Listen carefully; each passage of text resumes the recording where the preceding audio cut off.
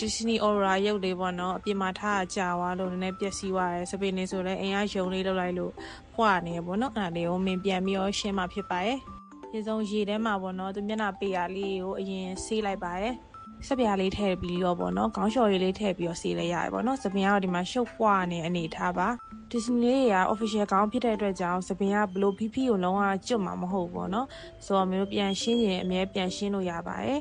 ရှင်းရင်တော့လိုရေလေးဆေးပြီးတော့ခေါင်းဘီးနဲ့ပေါ့နော်နည်းနည်းချင်းစီခွဲပြီးတော့ဖြီးသွားပါအားလုံးပြည့်ရဲ့အထိပေါ့နော်